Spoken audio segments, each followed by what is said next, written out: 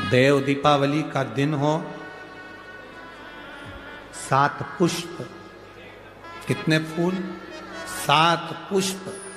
देव दीपावली के दिन कोई भी 7 पुष्प, कोई भी जो तुमको मिल जाए, 7 पुष्प अपने घर के पास में, घर के अंदर जो मटका होता है, हंडा होता है, पानी का बर्तन होता है, रसोई घर में जहाँ तुम पानी भर कर रखते हो, 7 पुष्प को उस स्थान पर रखिए देव दीपावली के दिन। और देव दीपावली के दिन सुबह के समय पर अपने उस परिंडे की जगह पर, मटके वाली जगह पर, हंडे वाली जगह पर रखकर 7 घी के दीप रसोई घर के अंदर प्रज्वलित करिए।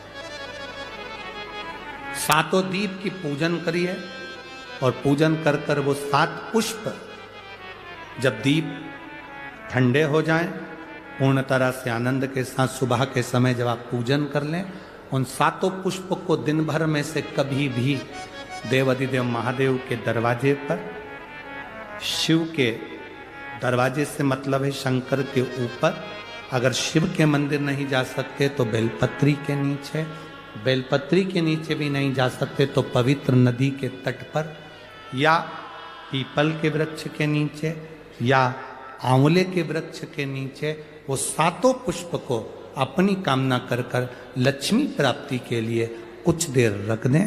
रखने के बाद एक पुष्प उसमें से वापिस बाबा से कुबेर भंडारी का भंडार भरने के लिए लेकर आए, उसको अपने पास में रख कर देखना, अगले साल जब देव दीपावली आएगी तब तुम्हें याद आएगी कि बाबा ने भंडार भरा, खाली नहीं रखा। तो 7 पुष्प 7 दीप सुख देने वाली देव।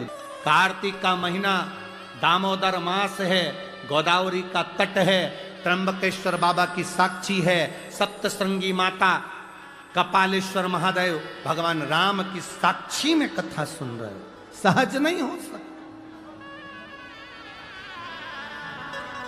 उसका भरोसा पक्का, उसका विश्वास दृढ़। और कथा जब आपके क्षेत्र में हो, आपके नजदीक में हो, जरूर सुनने जाओ। क्यों जाओ? क्योंकि बाबा के पास जाओगे तो बाबा भी तुम्हारी दुख की घड़ी में तुम्हारे दरवाजे के पास आकर खड़ा हो जाएगा। जब तुम्हारे नजदीक में कथा हो, सुनने जरूर जाओ, उसके भरोसे जाओ, उसके सहारे जाओ।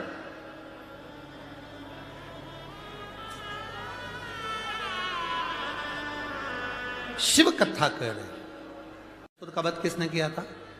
मां दुर्गा भवानी ने। उसका नाम क्या हो गया था फिर? महिषासुर मर्दनी, मां जगतजननी दुर्गा। महिषासुर की एक बहन थी। देव दीपावली शिव महापुराण की कथा सुन रही, बड़े भाव से सुनना। महिषासुर की एक बहन थी जिसका नाम था महिषी। क्या नाम था उसका? महिषी। अब महिषासुर मर गया, महिषी अकेली रह गई। और महिषासुर का संहार स्वयं जगदम्बा ने, दुर्गा भवानी ने कहा करा। और तेरे भक्त जनों पर माता भीड़ पड़ी है भारी, और दानव दल पर टूट पड़ो मां करके सिंह सवार। सो सिंहों से तू बलशाली, अष्ट भुजाओं वाली, दुखियों के दुख हारे। ओ मैया हम सब उतारे तेरी हारे। माता के कितने हाथ हैं? फिर से बोलो जम के। तेरे भक्त जनों पर माता वीर पड़ी है भारी, दानव दल पर टूट पड़ो मां करके सिंह सवार। सो सिंहों से तू बलशाली, अष्ट भुजाओं वाली। कितनी भुजा? 8। देवी जी की 8 भुजा क्यों होती है?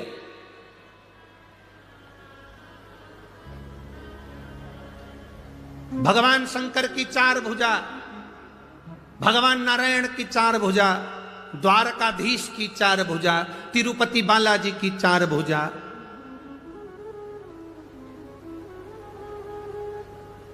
चार भुजानाथ की 4 भुजा, सत्यनारायण भगवान की 4 भुजा, दत्त भगवान की 4 भुजा और देवी की 8 भुजा। शंकर भगवान, नारायण भगवान, विष्णु भगवान, इनके 4 हाथ,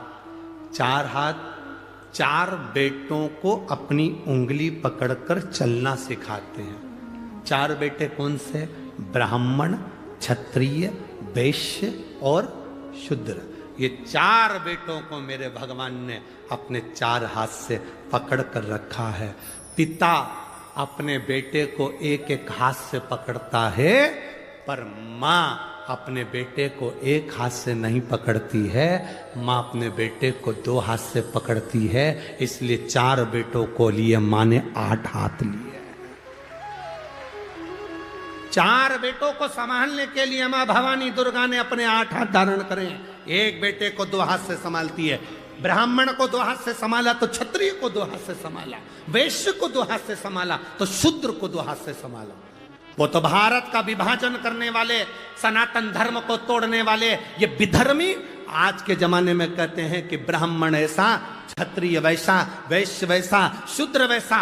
सब केवल अपनी वोट की राजनीति करने के चक्कर में पूरे भारत के सनातनियों को बांटा जा रहा है। वोट की राजनीति करने के लिए भारत के सनातनियों को बांटे जा रहा है। पर कभी भगवान से जाकर कोई प्रश्न करे, मेरे चतुर्भुज भगवान तुम्हारे 4 हाथ, तिरुपति के बालाजी के 4 हाथ, कवि लक्ष्मी नारायण के 4 हाथ, भगवान विष्णु के 4 हाथ, दत्तात्रेय भगवान के 4 हाथ, मेरे भोलेनाथ के 4 हाथ, कभी उनसे पूछा जाए? क्योंकि पिता एक एक हाथ पकड़कर अपने बच्चों को चलाते हैं, एक एक हाथ पकड़कर पिता। और मां का फर्ज है, माता अपने बेटे को दोनों हाथों से उठाती है। मां अपने बेटों को दोनों हाथ, मां अपने बेटे को दोनों हाथ से संभालती है, क्योंकि वो मां है, वो माता। माता अपने पुत्र को दोनों हाथों से संभाल ले। अब तेरे भक्त जनों को माता पीर पड़ी है भारी, और दानव दल पर, आप भी बोलिए, दानव दल पर टूट पड़ो मां करके सिंह सवारी, सो सिंह से तू बलशाली, अष्ट भुजाओं वाली, दुखियों के टुकड़े वारती। ओ मैया हम सब उतारे तेरी आरती। मां महिषासुर को मारने के लिए जब प्रगटी, मां ने जब महिषासुर का संहार करा, हमारे देवता कभी किसी जाति में किसी को नहीं बांटे। अगर जाति में बांटे हुए होते तो मेरे राम शबरी के दरवाजे पर जाकर झूठे बेर ना खाते, भिलनी के हाथ के वो झूठे बेर मेरे राम ना पाते। क्यों आए? अरे भक्तों के घर भी सांवरे, जाते रहा करो, दर्शन के नैन बावरे, दर्शन दिया करो। कहते हैं प्रेम से प्रभु छिल के भी खा गए, कहते हैं प्रेम से प्रभु छिल के भी खा गए। शबरी के झूठे भेद भी खाते रहा करो, दर्शन के नैन बावरे, दर्शन दिया करो। जब इस पंचवटी में सूपनखा की नाक कट गई थी लक्ष्मण जी की आंख से आंसू गिरे। इस पंचवटी में नासिक की पवित्र भूमि पर जहां आप लोग बैठकर शिव पुराण की कथा सुन रहे हो, गोदावरी के तट पर लक्ष्मण जी की आंख से आंसू बह रहे। राम जी ने पूछा, लक्ष्मण आपकी आंख में आंसू? हां भैया।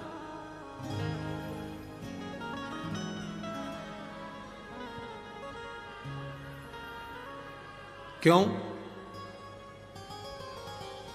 किस लिए? कहा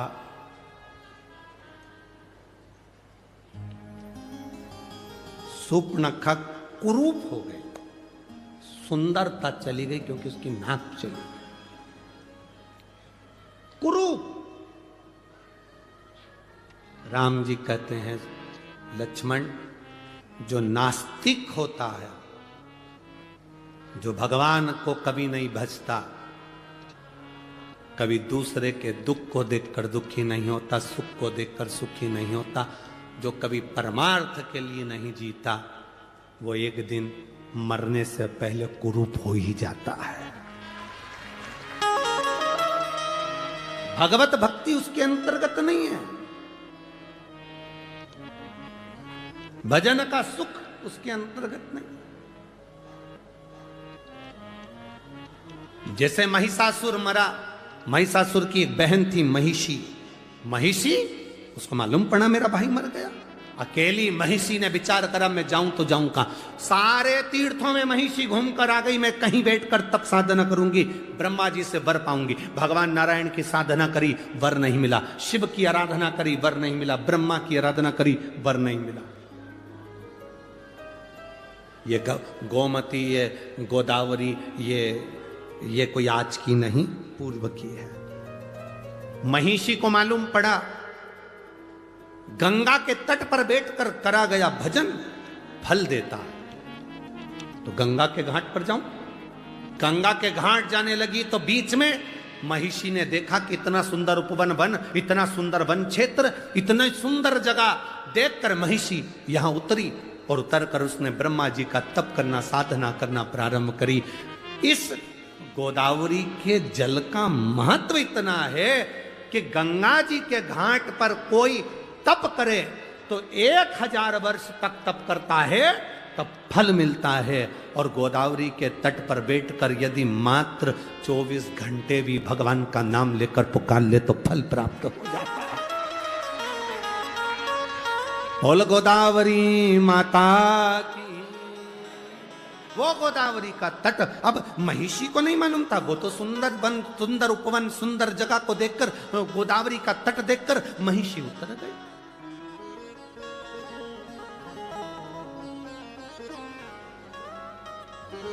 महिषी उतरी, सुंदर तट देखकर, सुंदर उपवन देखकर महिषी उतर गई। अब महिषी ने, उसको नहीं मालूम कि गोदावरी का महत्व क्या। राक्षस क्या जाने, असुर क्या जाने।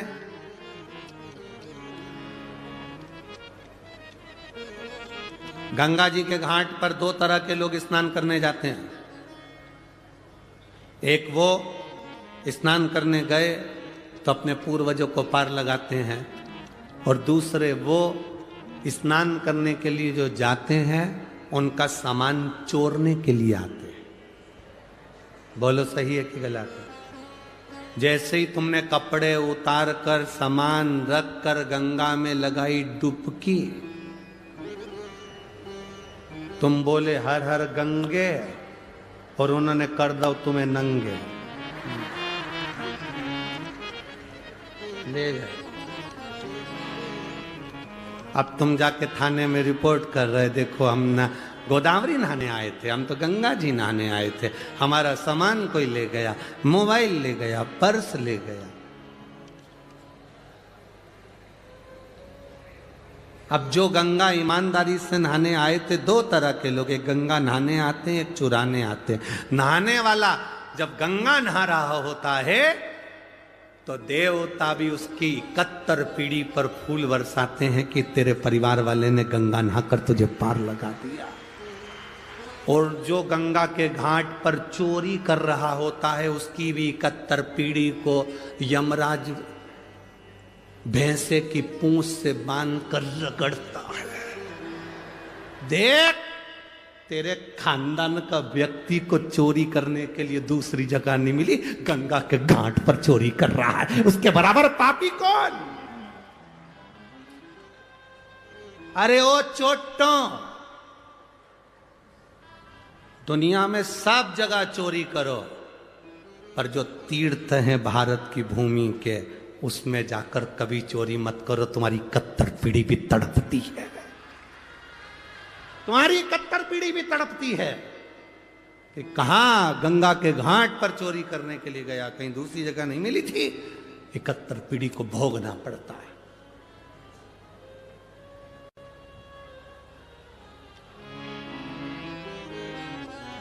चोटा चोरी कर करके कितना सामान ले जाता है। एक मंगलसूत्र ले गया, चेन ले गया, लाख रुपए का सामान ले गया, तो भी चोटा कभी लखपति करोड़पति नहीं बना। आज तक के चोटा की चोटा ही है। और जिनकी चेन मंगलसूत्र चले गया, वो थोड़े दिन रोने के बाद भगवान से कही मेरी चेन मंगलसूत्र चले गया। भगवान ने कहा बहुत दिन से पहन रही थी, चिंता मत कर, हल्का बहुत था इसलिए भारी दिलाना था, चले गए। टेंशन क्यों लेती है, चिंता ना कर। इसलिए आशीष बार बार कहते हैं अपनी चेन अंगूठी मोबाइल पर्स लेकर यहां मत आओ, सावधान इंडिया। क्यों आते हो, क्यों लाते हो, कहता है तुम सुनो तब तो।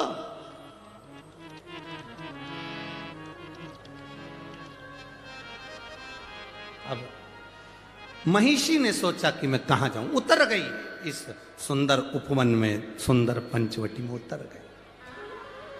गोदावरी के तट पर उतरी। उसको नहीं मालूम कि मां गोदावरी की कृपा कितनी है, मां गोदावरी का करुणा कितनी है।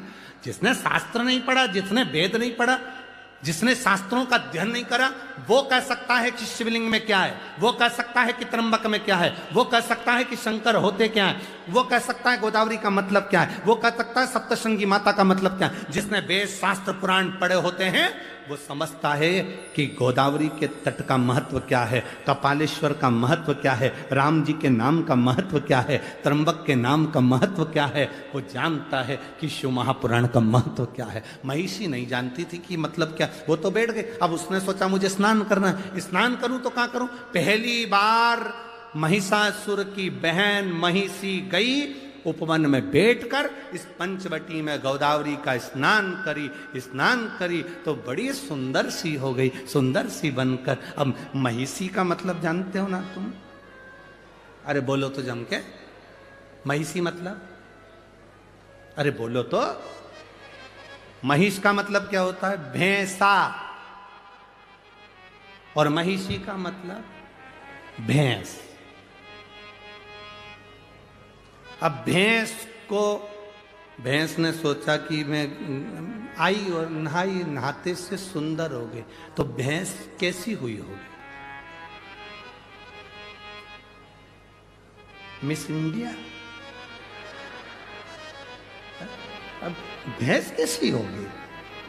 कहा गोदावरी के जल में शंकर की जटा से सप्तधारा जो गोदावरी निकली है, उसकी धारा में वो सुख है कि कोई पापी से पापी जीव भी उसमें कूद कर स्नान कर लेता है निष्कपट भाव से, तो वो मनुष्य की देह धारण कर लेता है। वो गोदावरी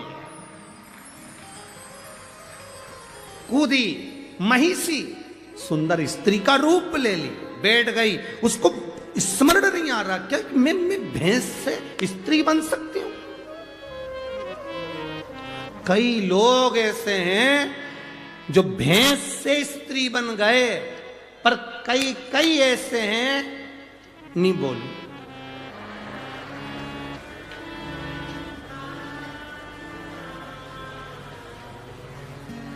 समझ गए? भैंस जैसे हो गए। भैंस के आगे कितनी भी बीन बजाओ वो नहीं सुनती। सास कितनी भी के बेटा सिर पे पल्लू डाल के रहा कर। भैंस को तुम कितनी भी बीन बजाओ वो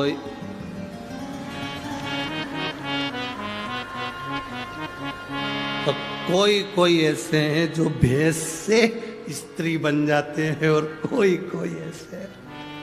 हम नहीं बोलेंगे देखो हमको 4 दिन और रहना है, 3 दिन और रहना है, काय को आफत बोल ले। या नासिक वालों से आफत बोल ले के कहा जाए।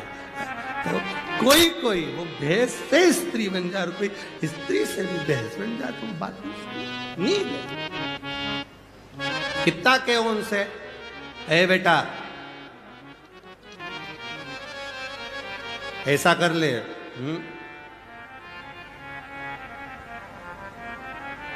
भैंस के आगे हारन कितना भी बजाओ वो भैंस भी कहती ना मैं इनंग जाऊं रोड मेरे काका की नहीं हटूंगी। आखिरी में गाड़ी साइड से ले जाना पड़ती है पर भैंस नहीं। मेरा सासुओं से निवेदन है जब भैंस नहीं सुने तो अपन साइड से निकाल ले। अपन ज्यादा माथा पच्ची अपने नहीं करना, इधर बाजू से निकले चलो। अब क्यों माथा पच्ची करे अपन उससे।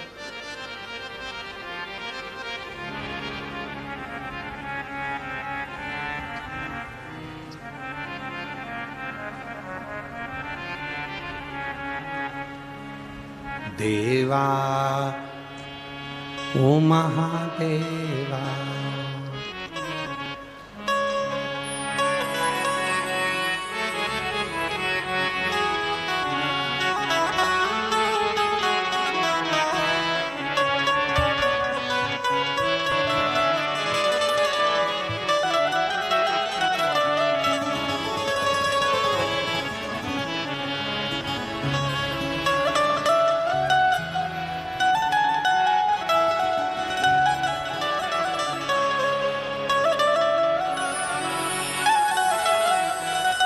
अभी तो शुरू ही नहीं करा है। शीघ्र अति शीघ्र बैठो, जहां जगह मिले वहां बैठ जाओ। जरूरी नहीं कि पंडाल में बैठोगे, ग्राउंड में जमीन पर जहां जगह मिले वहां बैठकर बाबा से दिल से सब एक साथ भाव से साथ में बोलेंगे।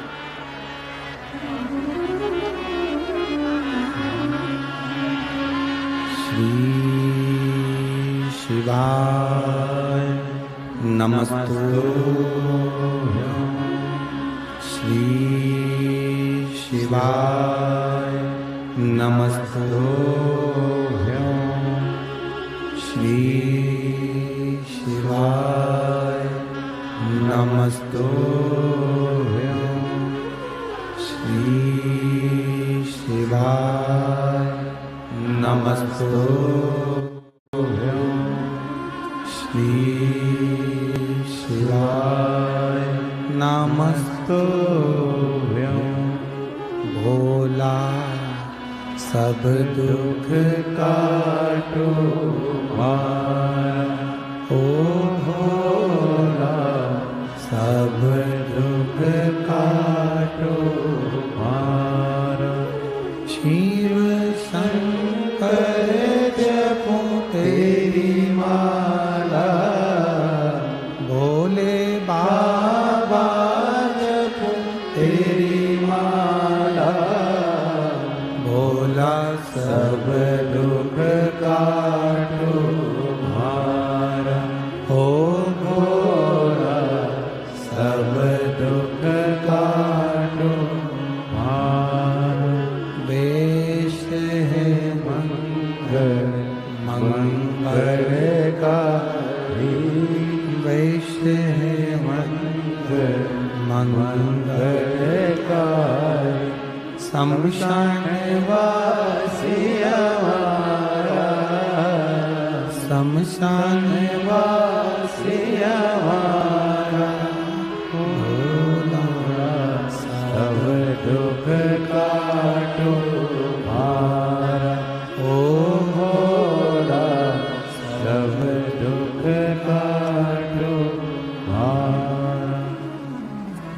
शिव कथा कहती है, भगवान शंकर का संवाद कह रहा है, शिव महापुराण की कथा कह रही है।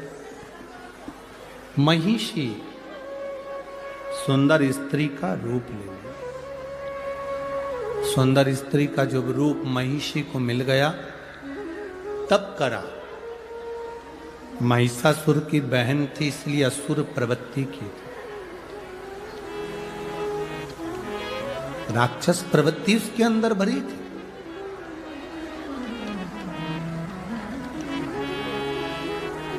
ब्रह्मा जी प्रकट हुए, मांगो तुम्हें क्या चाहिए, क्या दिया जाए।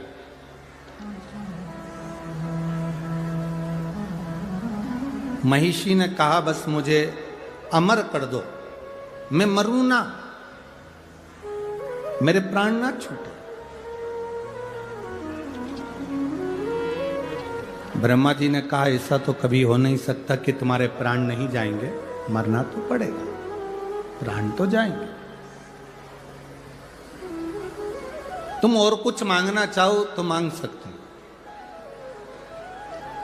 अब महिषी ने मन में विचार करा कि मैं मरूं ना, इसके लिए मैं करूं तो करूं क्या। असुर जो होते हैं, राक्षस जो होते हैं, वो मांगते बड़े विचित्र हैं। ऐसी चीज मांगते हैं जो कि जगत कल्याण की भी हो और खुद के उद्धार की भी। महिषी ने मांगा क्या? महिषी ने मांगा मुझे वर दीजिए, मैं मरूं ना। भगवान ब्रह्मा जी ने कह दिया अमर तो नहीं हो सकते, मरना तो पड़ेगा, तुम और कोई वर मांग लो। अगर मैं मरना ही है मुझे तो मुझे वर दो। शंकर भगवान और भगवान विष्णु के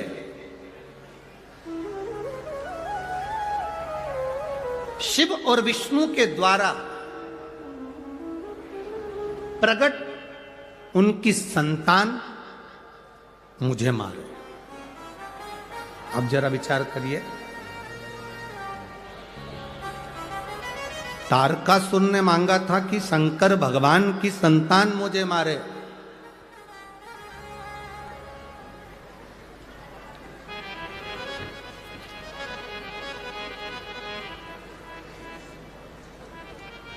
पहला वर है ये जो महिषी ने मांगा कि शिव और विष्णु की संतान मुझे मारे।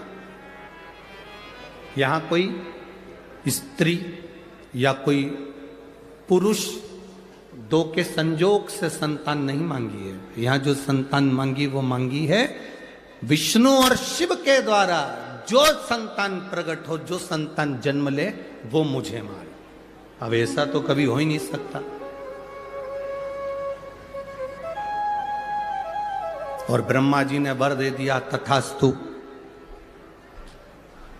ब्रह्मा जी वर दे दिए कि शिव और विष्णु के द्वारा प्रकट संतान तुम्हारा वध करेगी, तथास्तु कह दिया। अब सोचो, विचारो, ब्रह्मा जी ने वर दे दिया, महिषी को लगा कि अब तो मैं मर ही नहीं सकती, क्योंकि भगवान शंकर और भगवान विष्णु, इनके द्वारा बच्चा कैसे होगा, संतान कैसे होगी।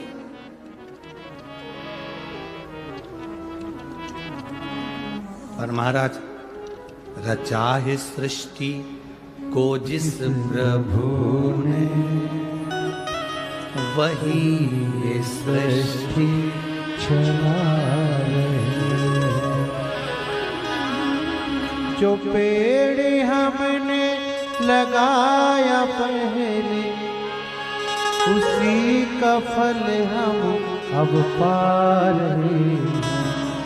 चाहे सृष्टि को जिस प्रभु ने, वही ये सृष्टि चला रहे।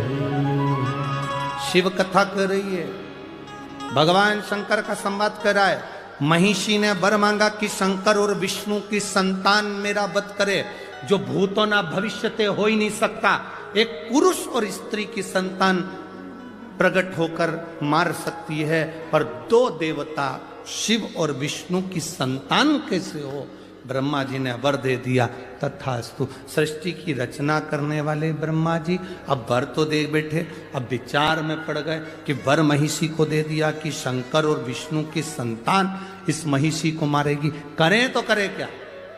ब्रह्मा जी संकोच में पड़ गए, एकांत में जाकर बैठ गए, बहुत गहन चिंतन करने लगे, क्या होगा, संतान कैसे होगी, संतान की प्राप्ति कैसे होगी। आया समय, राक्षसों ने उपद्रव मचाया, समुद्र मंथन का समय आ गया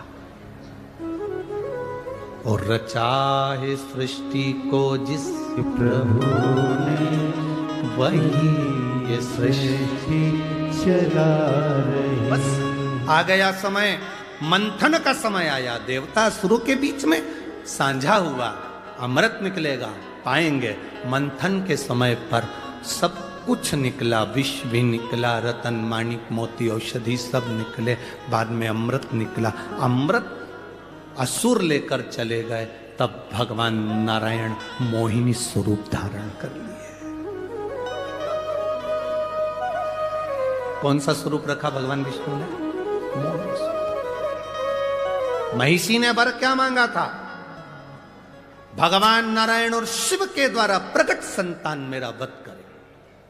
अब राक्षसी तो राक्षसी, उसने उपद्रव मचाना चालू कर दिया। भले वो सुंदर बन गई तो क्या हुआ, वन में रहने लगी, उपद्रव करने लगी, भयंकर उपद्रव मचाया, भयंकर उपद्रव।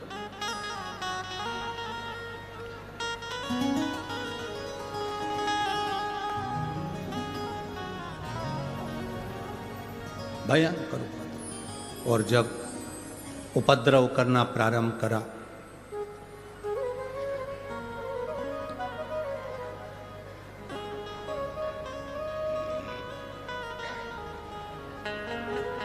संहार करना जरूरी है।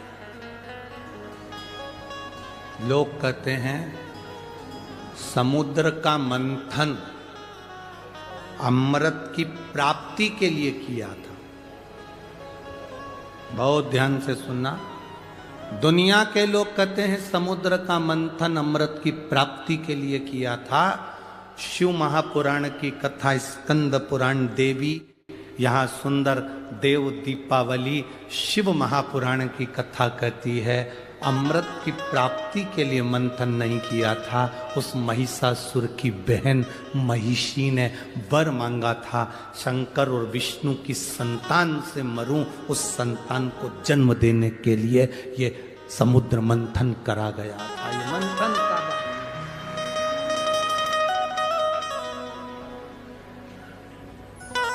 भगवान विष्णु ने मोहिनी स्वरूप धारण करा।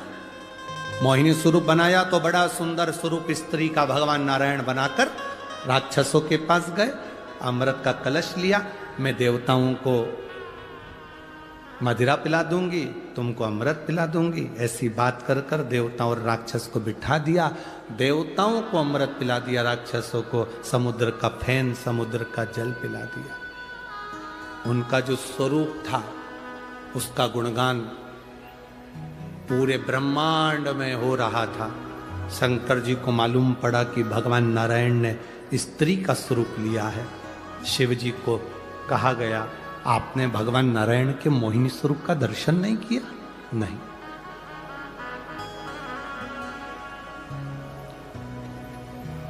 और पकड़ के गोरा जी की बैया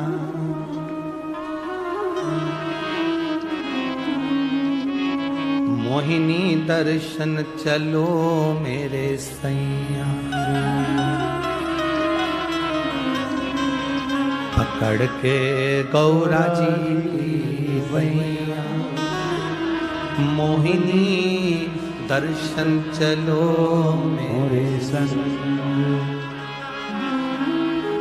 समुद्र मंथन में जो अमृत की बूंद गिरी थी, प्रयागराज, हरिद्वार, उज्जैनी और नासिक पंचवटी की पवित्र धरा पर भी गिरी थी। इसलिए कुंभ का मेला इन क्षेत्रों में लगता। मोहिनी स्वरूप का दर्शन करने के लिए भगवान शंकर हरिद्वार भी गए, प्रयागराज भी गए, उज्जैनी भी गए, आखिरी में भी मोहिनी स्वरूप का दर्शन जब भगवान शंकर को नहीं हुआ, तब इस नासिक, इस गोदावरी के तट पर शिव आए और भगवान के मोहिनी स्वरूप का दर्शन किया। भगवान के मोहिनी स्वरूप का दर्शन, मोहिनी स्वरूप में भगवान नारायण शिव जी को, शंकर नारायण को, दोनों एक दूसरे को देखे। देखते ही उसी समय पर दोनों के नेत्र की मिलन की दृष्टि इतनी प्रबल थी, इतनी प्रबल थी कि शिव सुध भूल गए भगवान नारायण को देखकर, नारायण सुध भूल गए भगवान शंकर को देखकर। नेत्रों से दोनों के अश्रु गिर गया। वो अश्रु का मिलन मां पार्वती जी के हस्त कमल पर हो गया। उस मिलन से एक बच्चे ने जन्म ले लिया, जिस बच्चे को सुंदर पंपा नदी के तट पर छोड़ दिया गया। पार्वती से शिव ने कहा, इस बच्चे को यहां छोड़ो। क्यों? यहां मेरा एक भक्त रहता है, पास में पंडालम नगर है, जिस नगर में मेरा एक भक्त रहता है राजशेखर। वो भक्त मेरा गुणगान करता है, नारायण की उपासना करता है, उसके घर में औलाद नहीं है, उसको ये संतान देना है। ये संतान प्रभु, ये ब्रह्म भगवान विष्णु और आपके मिलन से हुई है। भगवान ने पार्वती से नहीं कहा कि ये महिषी को मारने के लिए हुई, ये तो मेरे भक्त के घर में संतान देना, भक्त के घर में। एक माँ ने लिखा, 11 साल तक मेरे घर में औलाद नहीं हुई गुरुदेव। आखिरी में जब सब तरह से हार गई,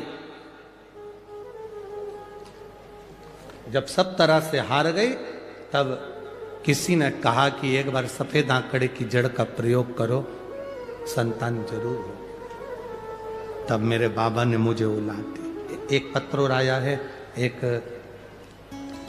बहन ने लिखा, मेरे पति पानघर पुलिस में है, उनका नाम रविंद्र शिवाले है, उनकी पुलिस की नौकरी है, अच्छी पद पर है। 2022 में उनके मुंह में एक छाला हो गया था, जिसका मैं फोटो लगा रही हूं मेरे पति का। ऑपरेशन के पहले का, ऑपरेशन के बाद का जो फोटो है वो दिखा रहे हैं। कहीं बैठी हैं तो हाथ हिला सकती हैं, बैठी हैं कहीं, आप ही हैं, दोनों हाथ हिला दो एक बार। श्री शिवाय नमस्तुभ्यम। मेरे पति पानघर पुलिस में हैं, उनका नाम रविंद्र शिवाले है। सन 2022 में उनके मुंह में छाला हो गया। हमने 9 अगस्त 2022 में उनको हॉस्पिटल में जांच कराई। डॉक्टर ने कहा कि इनका जो छाला है, उस छाले के आसपास में से जगह को काटना पड़ेगा। काटने के बाद वो जगह चेक करने के लिए जाएगी, क्योंकि इनको जो छाला है वो साधारण नहीं है, पूरे लक्षण जो हैं वो अन्य बीमारी के हैं। अब हम बुरी तरह से हार गए गुरुदेव। फिर हम 29 अगस्त 2022 को क्यूरी मानवता हॉस्पिटल मुंबई नाका नासिक में ऑपरेशन के लिए भर्ती किए। 30 अगस्त को ऑपरेशन करने के लिए बोला गया गुरुदेव। तभी शिव महापुराण की कथा हो रही थी और किसी ने कहा कि शिव पुराण की कथा टीवी पर आ रही है, उसमें गुरुजी हरताली के तीज का महत्व बताएं। हरताली का तीज के दिन फुलेरे का दर्शन 5 जगह करना चाहिए। दर्शन कर कर जो मांगते हैं वो मिलता है। मैंने मेरी पड़ोसन से कहा, मेरा पति को डॉक्टर ने बड़ी बीमारी बता दी है, जांच होने जा रही है। अगर मेरे बाबा ने मेरी सुन ली, कहीं शिव पुराण होगी तो जाकर सुनूंगी, बाबा को निवेदन करूंगी। गुरुदेव, गाल का हिस्सा काटा गया। जांच के लिए सारे जितनी जगह हमने डॉक्टरों की जांच कराई थी, सबने कह दिया था इनको ये बीमारी है और रहेगी, इसलिए वो स्थान काट कर भेजा गया। पर बाबा तो बाबा है गुरुदेव।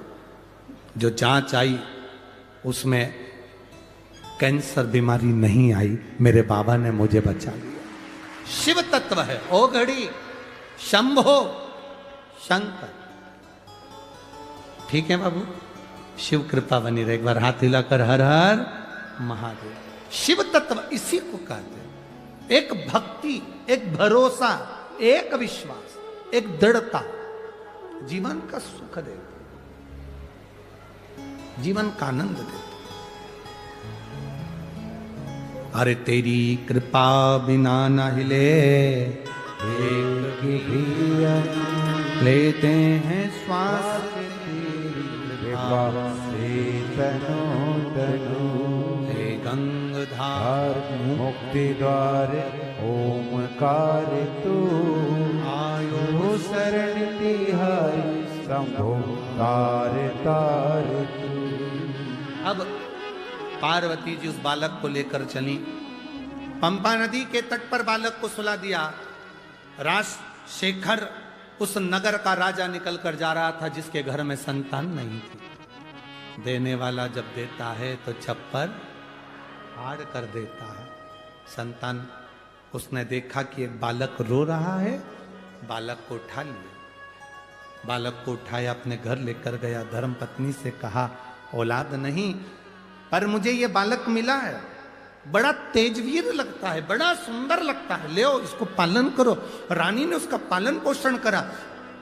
बालक आया, बड़ा पालन पोषण करा। कुछ महीने के बाद रानी का भी गर्भ ठेर गया। रानी का गर्भ ठेरा, एक बेटे ने जन्म ले लिया। बेटे ने जन्म लिया।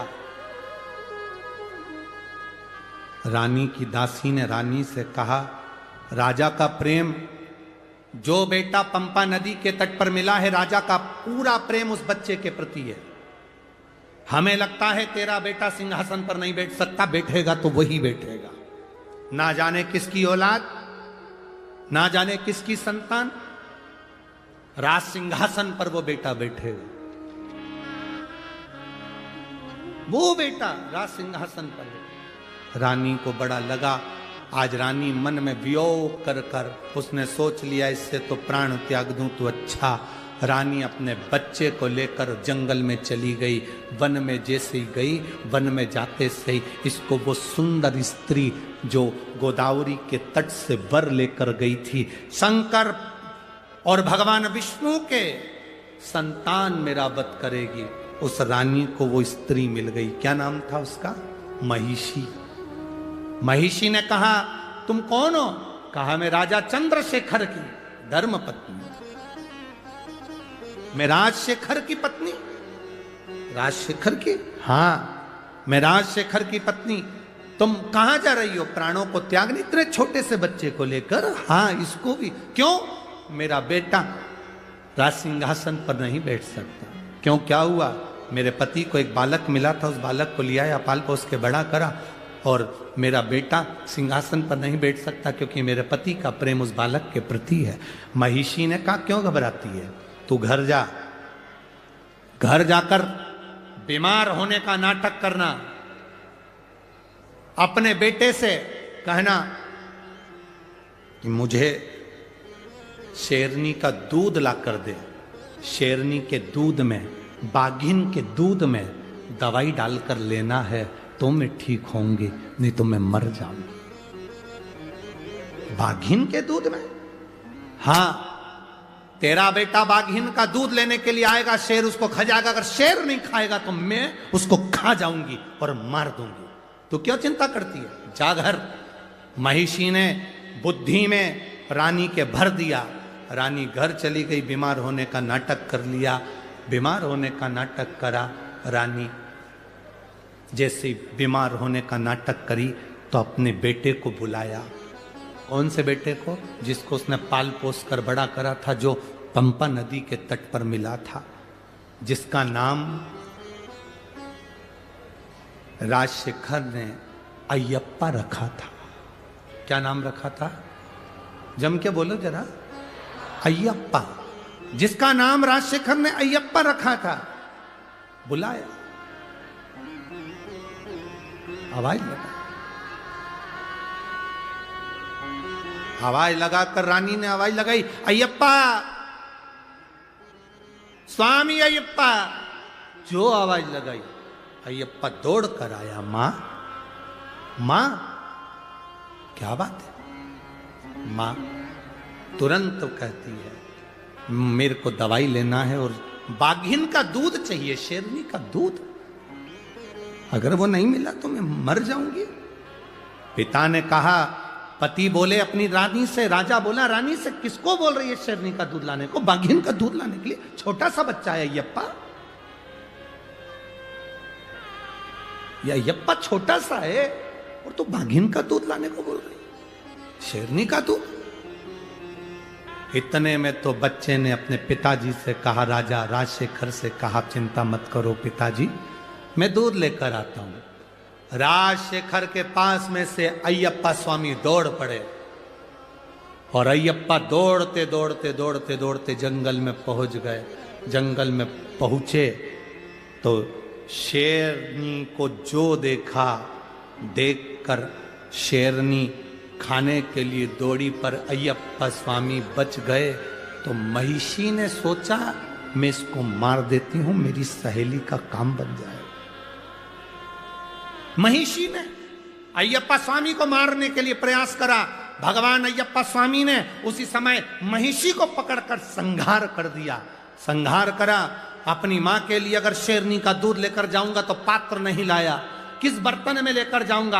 अय्यप्पा स्वामी ने शेरनी को पकड़ा, उसके ऊपर चढ़ गए और चढ़कर शेरनी को, बाघिन को अपनी मां के पास लेकर पहुंच गए। मां, ये बाघिन लेकर आया हूं, इसका दूध निकाल।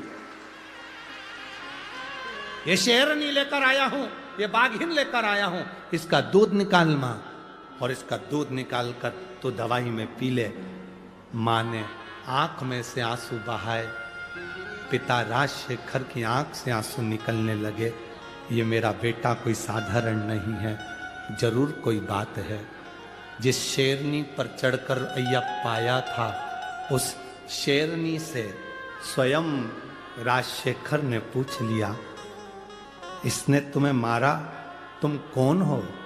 शेरनी कहती है, जिस जगत जननी की अंजलि में नारायण और शंकर का श्रु का मिलन हुआ था, उससे यह बालक जन्म लिया। यह बालक साधारण नहीं, शंकर और विष्णु की संतान अय्यप्पा स्वामी है। भगवान शंकर और विष्णु की संतान अय्यप्पा स्वामी है, यह साधारण संतान नहीं। राजशेखर पहचान गए, पर बेटा राज सिंहासन पर बैठने को तैयार नहीं हुआ। पिताजी मुझे जाना होगा, पिताजी मुझे जाना होगा। तभी शबरी पर्वत पर जाकर, शबरी पर्वत के ऊपर अय्यप्पा स्वामी शेरनी पर चढ़कर गए और बैठकर तप साधना में लीन हुए। महिषी के प्राण चले, महिषी के।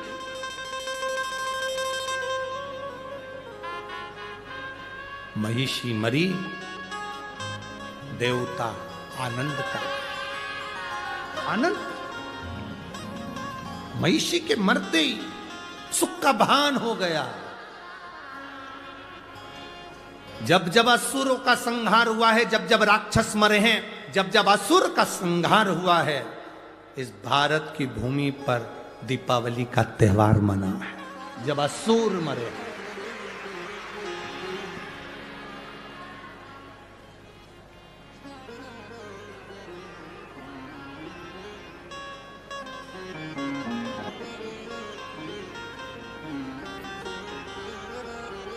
महिषी तो मर गई।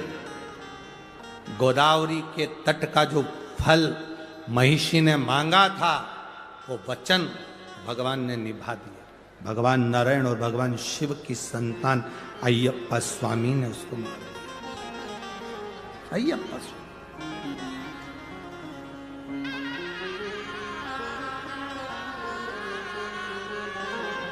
सहज नहीं।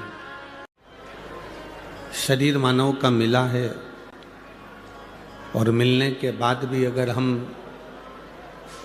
भगवान की भक्ति में नहीं डूब पाए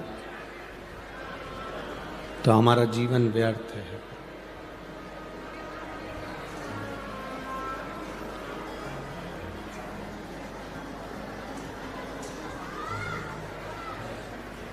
जिसकी नाक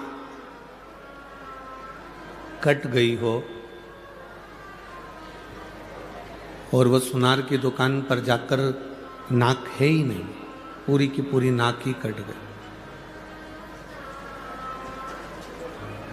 और वो सुनार की दुकान पर जाकर बैठ जाए और कहे, पति कहे कि तुझे जो लेना है ले ले, पूरा सुनार की दुकान तेरी है, तुझे जो पहनना हो वह पहन ले।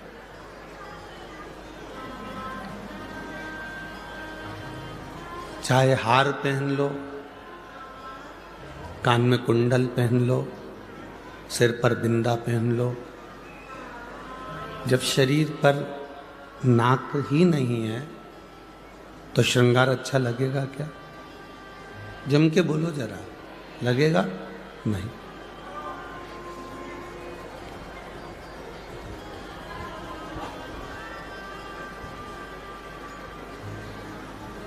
लोग कहते हैं इस पंचवटी में रावण की जो बहन थी शूर्पणखा, उसकी नाक काटी गई थी।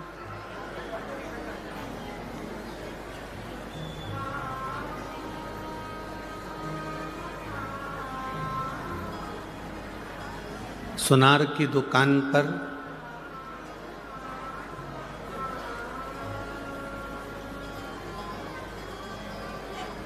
अगर नाक कटा हुआ व्यक्ति जाए तो जेवर की शोभा नहीं होती,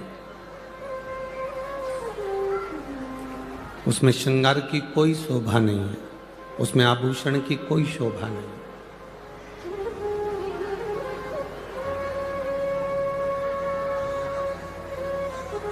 सुनार की दुकान पर अगर शूर्पणखा जाकर बैठ जाए और शूर्पणखा कहे कि मेरा श्रृंगार कर दो, तो सुनार भी कह देगा कि तुम्हारा श्रृंगार नहीं कर सकता क्योंकि तुम्हारी नाक नहीं है, तुम्हारी नासिका नहीं है, तुम्हारी नाक नहीं है।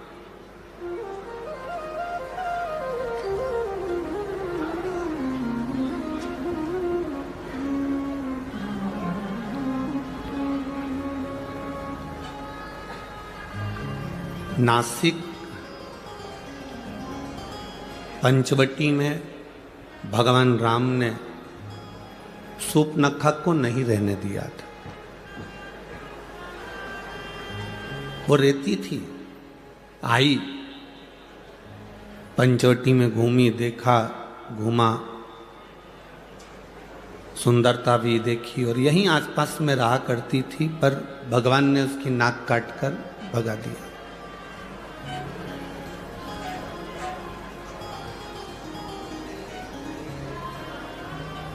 शूर्पणखा कौन?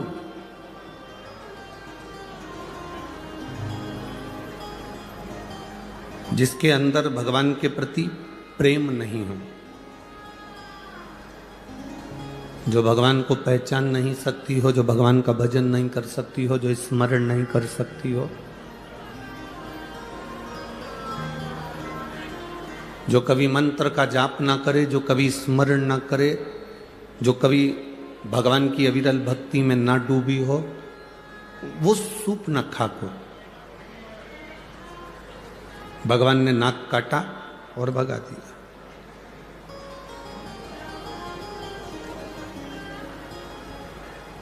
नाक काटी मतलब जब जो भगवान का भजन करने नहीं जाता, जो स्मरण करने नहीं जाता, जो मंत्र जाप करने नहीं जाता, जो कभी भगवान के सत्संग में नहीं जाता, और उस व्यक्ति को बार बार कोई कहता है कि अपने गांव में कथा हो रही है, नासिक में कथा हो रही है, चलो शिव महापुराण की कथा सुनने चलो, और वो नहीं जाए तो लोग कह देते दिन भर घर में बुक रहती है, व्यस्त रहती है, थोड़ा सा जाया करो, सत्संग किया करो।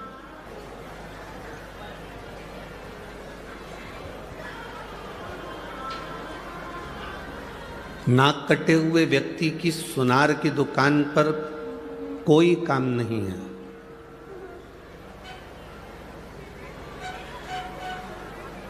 नाक कटी हुई व्यक्ति की सुनार की दुकान पर कोई काम नहीं होता। उसी तरह नासिक में नास्तिक का कोई काम नहीं होता।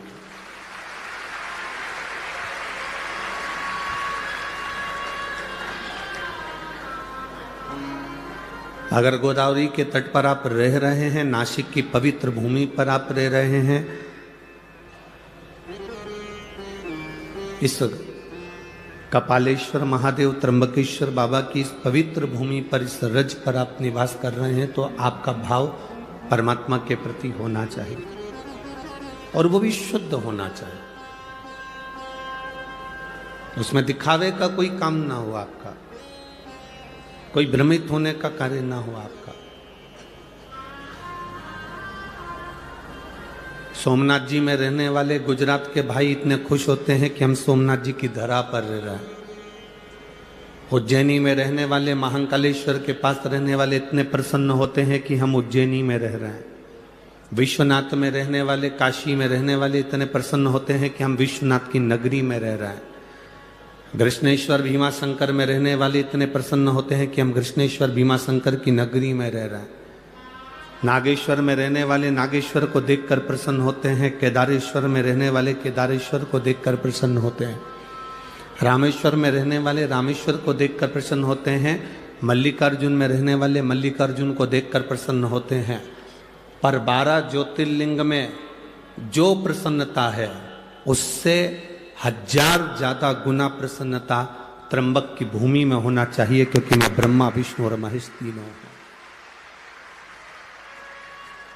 सारे 12 ज्योतिर्लिंग में केवल महेश भगवान शंकर विराजे हैं, पर केवल एक इस माँ गोदावरी का तट ऐसा है, ये भूमि ऐसी है नासिक की, जहां पर ब्रह्मा विष्णु और महेश तीनों एक साथ विराजे हैं। ये वो पवित्र है।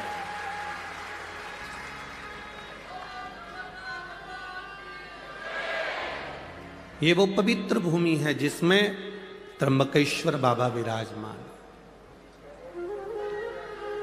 जिस भूमि का मात्र स्पर्श, दर्शन हमारे जीवन को सार्थकता देता है।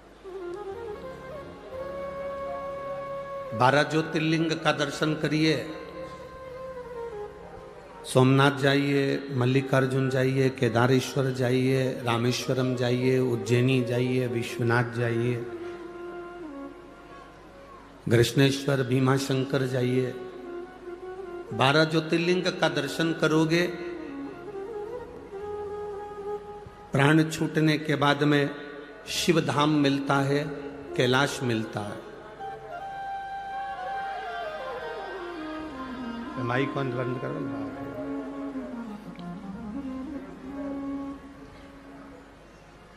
12 ज्योतिर्लिंग का दर्शन करते हो तो शिव धाम मिलता है, कैलाश मिलता है।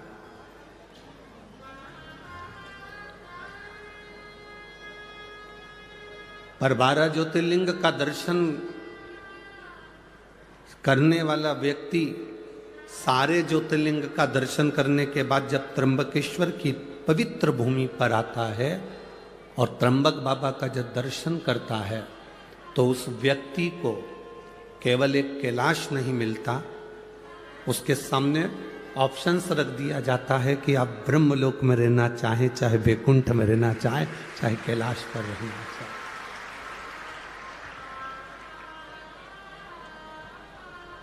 ये आपकी मर्जी है, ये आपके ऊपर निर्भर करता है कि आपको कहां रहना। कहते हैं सारे ज्योतिर्लिंग के दर्शन कर कर अगर किसी के प्राण छूट जाते हैं तो उनका सत्कार सम्मान कैलाश पर होता है। पर मान लो जो व्यक्ति 12 ज्योतिर्लिंग का दर्शन नहीं कर पाया और एक त्र्यंबकेश्वर की पवित्र भूमि पर आ गया और त्र्यंबक बाबा का दर्शन भूल से भी अगर उससे हो गया, तो जब उसके प्राण छूटते हैं तो ब्रह्मा और विष्णु उसके लिए फूल की, पुष्प की रंगोली डालते हैं कैलाश धाम तक जाने के।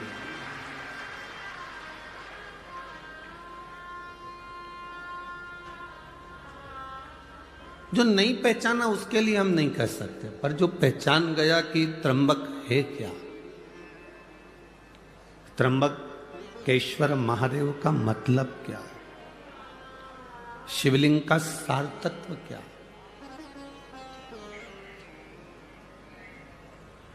शंकर भगवान की अविरल भक्ति का फल क्या है? जो नहीं जाना वो अनजाना, जो जान गया वो ज्ञानवान।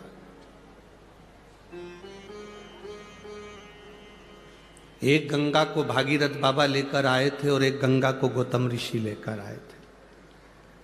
एक गंगा भगवान शंकर की जटा से निकली, कलकल कर कर उत्तर में बह गई, और एक गंगा गौतम बाबा के कहने पर शंकर भगवान की जटा से निकली और दक्षिण का कल्याण कर कर बह गई।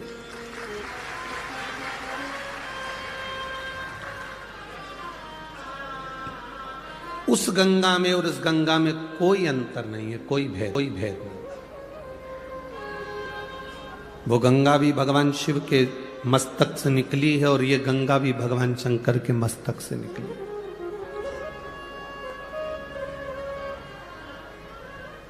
पर कई लोगों की बुद्धि में यह भरा हुआ होता है, दूर के ढोल सुहावने लगते हैं।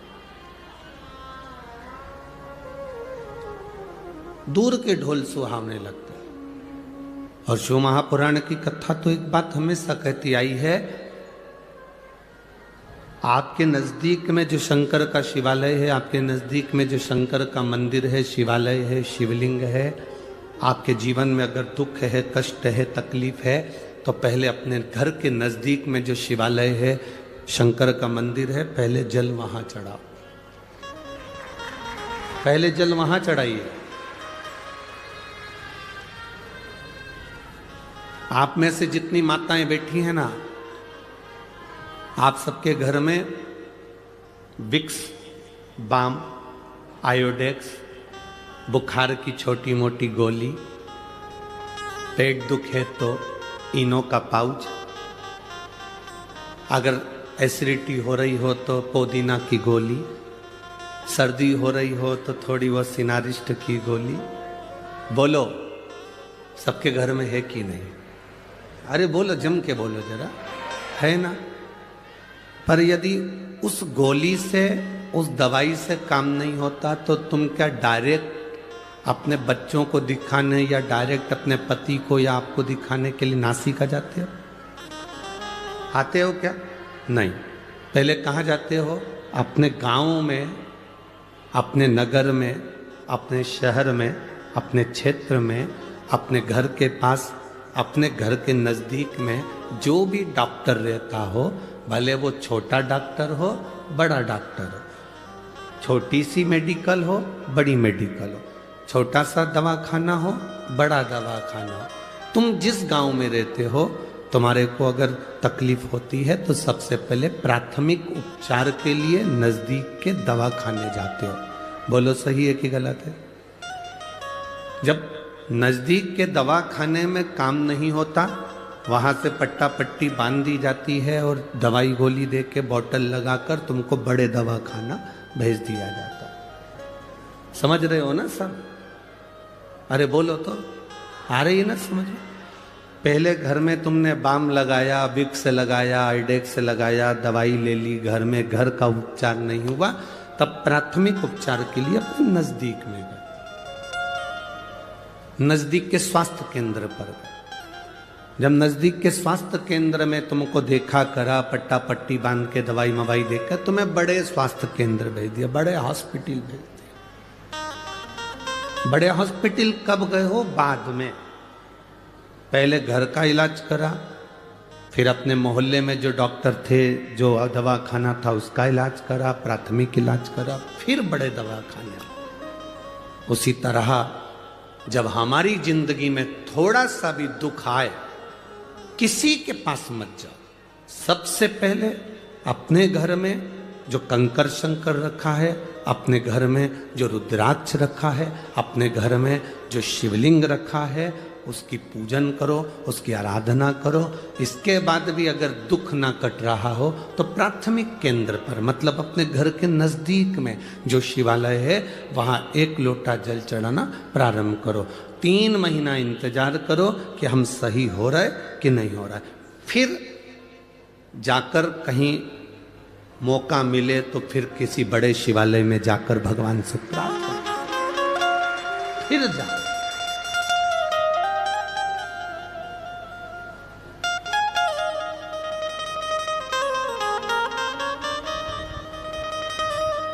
भ्रम में नहीं पड़ना। कोई तुमसे कह दे वहां चले जाओ, वहां से भभूति मिल रही है, वह भभूति तुम्हें ठीक कर देगी। कोई तुमसे कह दे वहां चले जाओ, वहां से नारियल मिल रहा है, नारियल तुम्हें ठीक कर देगा। कोई तुमसे कहे कि वहां चले जाओ, वहां से एक बेल मिलेगी, गले में बांध लेना, तुम ठीक हो जाओगे।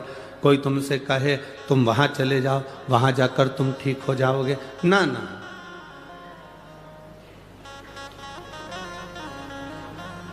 पहले अपने घर में जो शिवलिंग है, अपने पड़ोस में, अपने आसपास में जो शंकर का स्वरूप है, उसको भजो।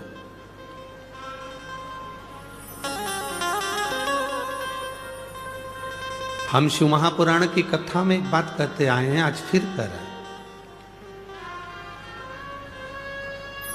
आपको भीड़ बढ़ाने जाने की जरूरत नहीं है। कथा करवाने वाले टेंट लगा लगा के कल भी बहुत टेंट लगाया, आज भी बढ़ाएंगे। टेंट लगा के परेशान हो जाते हैं आप लोग, इतनी संख्या में आ जाते हो कि टेंट वाला पहले ही हाथ ऊंचा कर देता है, अब हमारे पास बिल्कुल नहीं है, अब हमारे पास है ही नहीं।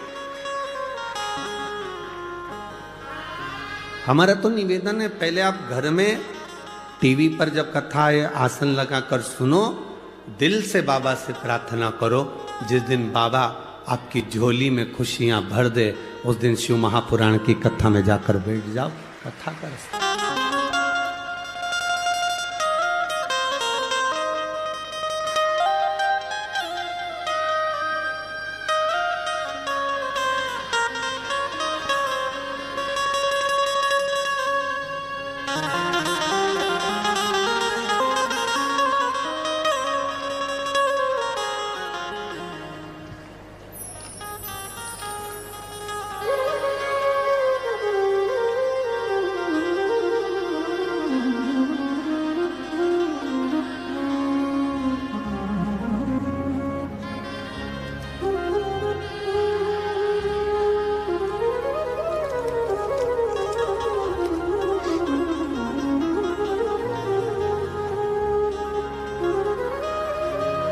मेरा नाम अल्पेशनी राजेंद्र बांगुल, मोबाइल नंबर ये है।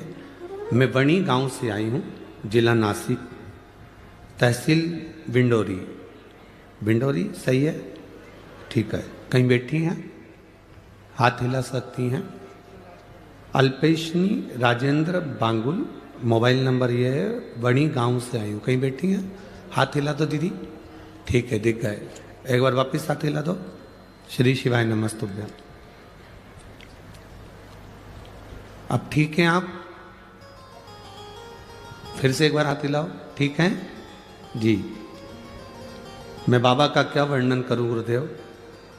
मैं पहले मंदिर नहीं जाती थी, मैं भगवान को बिल्कुल नहीं मानती थी।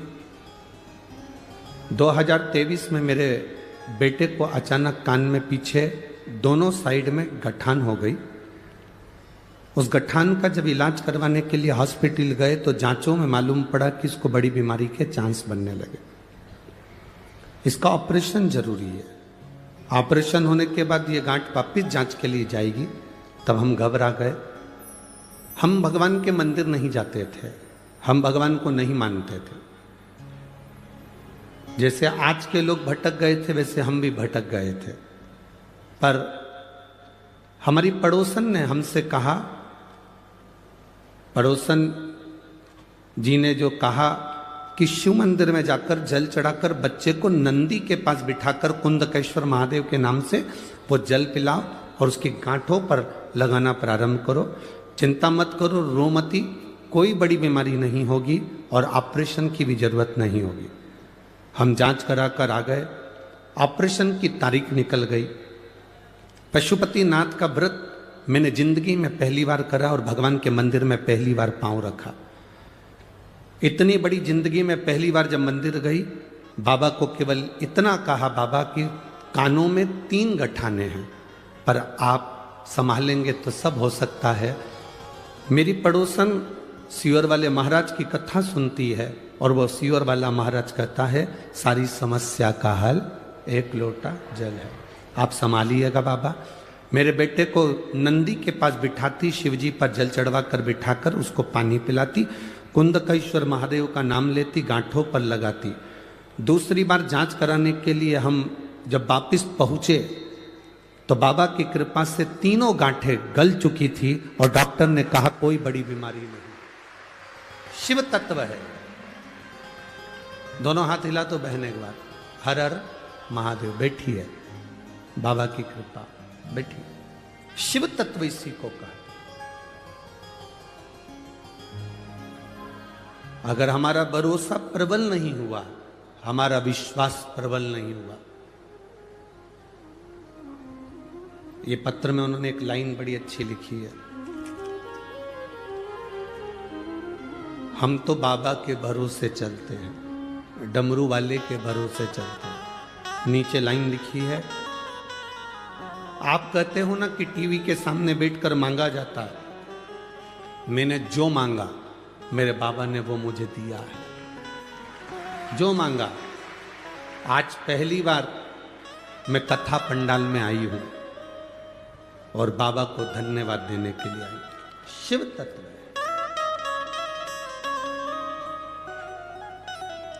आप जिस भरोसे में रहें, विश्वास को दृढ़ बनाकर आप भगवान शंकर के मंदिर जाएं, अपने नजदीक में जाएं, कहीं भटकना नहीं। कोई कहे कि वहां ये चमत्कार हो रहा है, वहां चल चलो, वहां पर ये हो रहा है, वहां चल चलो, वहां ये हो रहा है, वहां चल चलो। तुम एक ही बात कहना, वहां जाऊंगी तब चमत्कार का दर्शन करूंगी, उससे अच्छा है मेरा भोलेनाथ चाहेगा तो घर में बिठाकर मुझे दर्शन करा।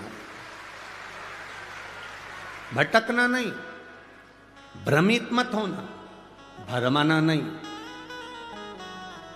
कई लोग कह देते हैं कि हम त्र्यंबकेश्वर को नहीं जानते, कोई कहता है हम शिवलिंग को नहीं जानते, कोई कहता है कि त्र्यंबक है क्या, कोई कहता है किस स्वरूप में पूजा जाता है, कोई कहे, उसको कहो।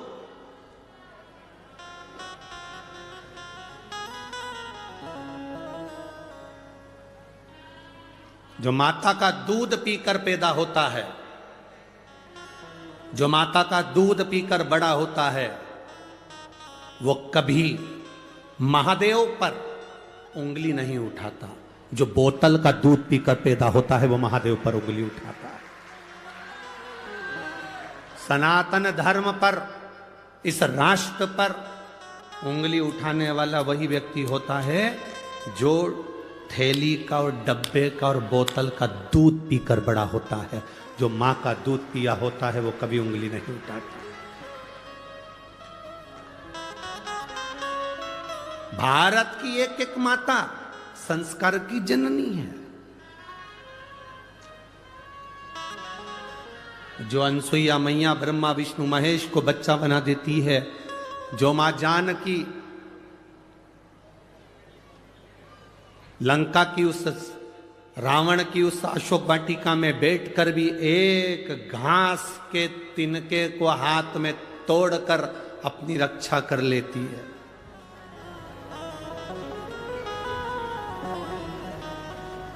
अरे दुनिया के लोग हंसते हैं, कहते हैं एक छोटा सा घास का तिनका और रावण उससे डर गया। रावण छोटा सा घास का तिनका। जब रावण आता था तो सीता उस रावण के सामने वो घास का तिनका हाथ में रखकर बैठ जाती थी और रावण उस घास के तिनके से डरता था। घास के तिनके से रावण डरता था। ऐसा क्या था घास के तिनके में? घास के तिनके में ऐसा क्या था? सीता मैया पृथ्वी से जन्म ली है, मां जानकी भूमि से पैदा हुई है और घास भी, जम के बोलो, जम के बोलो जरा, भूमि से पैदा हुआ है। तो घास सीता जी का कौन हुआ? जम के बोलो जरा भाई। एक नारी अपने पति के साथ जाती है तो भी उसको भय लग सकता है, पर एक नारी जब अपने भाई के साथ जाती है तो कोई भय नहीं लगता। नारी को भय पति के साथ भी हो सकता है, उसके मित्रों के साथ भी हो सकता है, देवर जेठ के साथ भी हो सकता है, सास ससुर के साथ भी हो सकता है, पर नारी को, स्त्री को भय अपने भाई के साथ कभी नहीं हो सकता, अपने भाई के साथ नहीं हो सकता। इसलिए सीता जी घास के तिनके को तोड़कर अपने पास में रख लेती थी और सीता जी को यह ज्ञान था कि मैं भूमि से हुई हूं, ये भूमि से घास हुआ है, ये मेरा भाई है, और जब तक मेरा भाई मेरे साथ में है तब तक रावण निगाह उठाकर नहीं देख सकता। ये मेरा भाई मेरे साथ में है, रावण की इतनी सामर्थ्यता नहीं कि मुझे निगाह उठाकर देख ले, क्योंकि मेरा भाई है।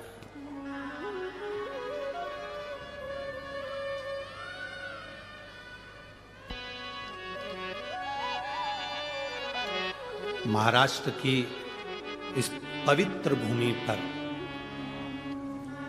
महाराष्ट्र की इस पवित्र धरा पर छत्रपति शिवाजी महाराज की ये पावन धरा,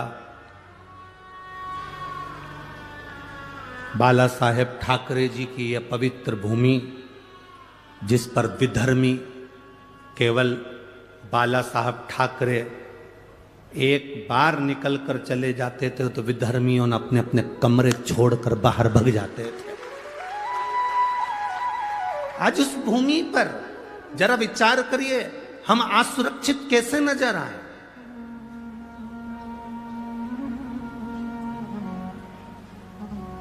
राम जी अयोध्या से चले, अवध से चलते चलते चलते चलते राम जी ने कभी पूरी पूरी जगह तक जाकर देख लो, कहीं पर किसी की ना तो नाक काटी, ना हाथ काटा, ना मुंडा काटा।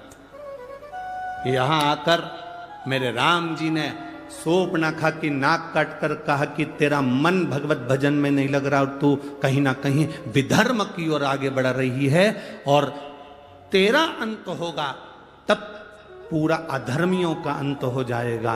तो ये वीर शिवाजी, छत्रपति शिवाजी इस नासिक शहर को, इस गोदावरी के तट को सबसे प्रथम मानते थे कि राम जी ने इस भूमि से रावण को ललकारा था, और वीर शिवाजी छत्रपति ने भी इस भूमि से उन विधर्मियों को ललकारा।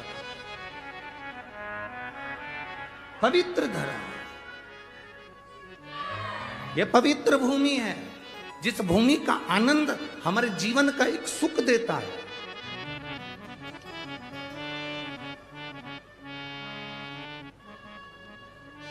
दुनिया के लोग कहते हैं तुमसे कि अगरबत्ती मत लगाओ, मंदिर में बांस होगा। दुनिया के लोग बाद में कहेंगे कि दिया मत लगाओ, दिक्कत होगी। कितनी विचित्रता है, कितनी विडंबना है, हम कितना भटक रहे हैं।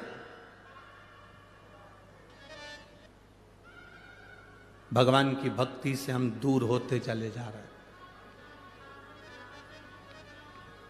आज का व्यक्ति मेहनत करना नहीं चाहता, और शिव महापुराण की कथा कहती है कर्म प्रधान है।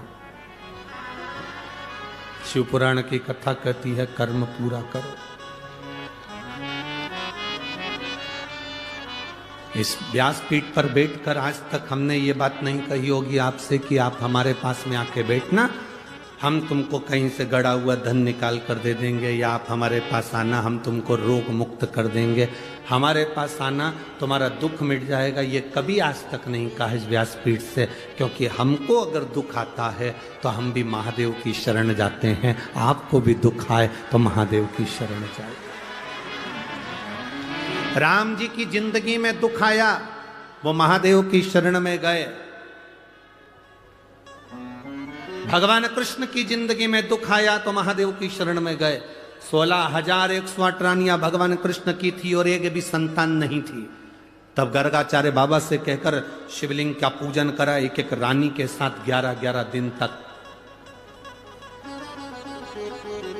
1 लाख से ज्यादा भगवान कृष्ण के घर में संतान की प्राप्ति हुई शिव की कृपा से। ऐसा कोई बता दो देव हो ऐसा कोई असुर का नाम ले लो जो शंकर की आराधना ना करा। रावण शिव की आराधना करते थे, कंस शिव की आराधना करते थे, महिषासुर शिव की आराधना करता था, तारकासुर शिव की आराधना करता था, जटासुर शिव की आराधना करता था। ऐसा कोई असुर बताओ जो शंकर की आराधना ना कराओ। ऐसा कोई देवता बताओ जिसने शिव की आराधना ना करी हो।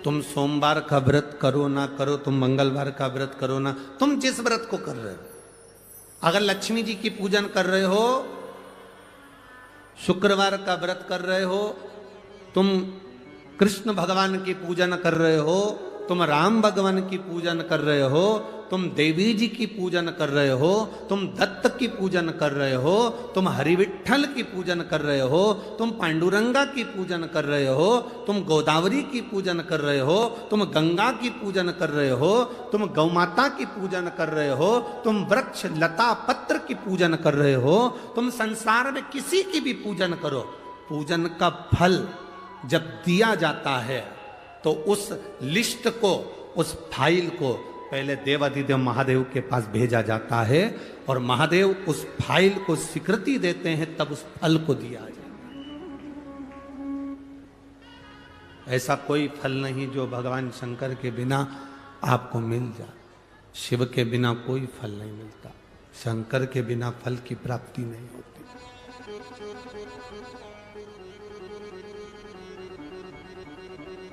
एक लड़के ने अपनी मां से कहा, मां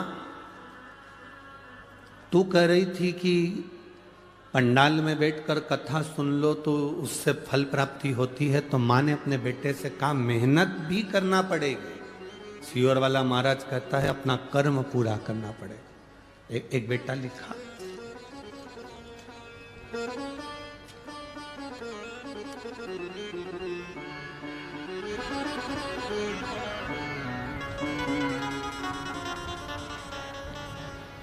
मेरा नाम श्रीमती संगीता सतीश भावसार है, मैं जेल रोड नासिक की रहने वाली हूँ। कहीं बैठी हैं तो हाथ हिला सकती हैं, कहीं बैठी हो। मेरा नाम श्रीमती संगीता सतीश भावसार है, मैं जेल रोड नासिक की रहने वाली हूँ। मेरी बेटी कुमारी सिद्धि सतीश भावसार कहीं बैठी हैं, अगर कहीं बैठी हो तो हाथ, आप ही हैं, दोनों हाथ हिला दो एक बार। मेरी बेटी कुमारी सिद्धि सतीश भावसार बहुत दिनों से सीए की पढ़ाई कर रही है और एग्जाम दे रही, पर उसका एग्जाम क्लियर नहीं हो रहा। कभी 5 मार्क से, कभी 6 नंबर से वो रह जाती थी। मैंने अपनी बेटी से कहा शंकर जी के मंदिर जाया करो, 1 लोटा जल चढ़ाया करो। बेटी से मैंने कहा अब की बार तेरा एग्जाम आ रहा है और नवंबर ये मालेगांव में तो तेरा एग्जाम आ रहा है और मालेगांव की 7 दिन की कथा हो रही है, पंडाल में बैठकर तू मेहनत कर और मेहनत कर कर एक बार शिव पुराण की कथा सुन, भगवान देता जरूर है। पशुपतिनाथ का व्रत किया। गुरुदेव, जो बेटी इतने सालों से सीए क्लियर नहीं कर पाई, चार्टर्ड अकाउंटेंट नहीं बन पाई, मालेगांव की कथा सुनी और केवल 10 दिन निकले थे और बाबा की कृपा से उसका जो रिजल्ट आया उसमें वो उत्तीर्ण हो गई। मैं बाबा को यहाँ नमन कर रहा हूँ, बधाई आपको। एक बार हाथ हिला दीजिए, हर हर महादेव। साधुवाद, बधाई बहुत। बैठिए। शिव तत्व इसी को कहते हैं।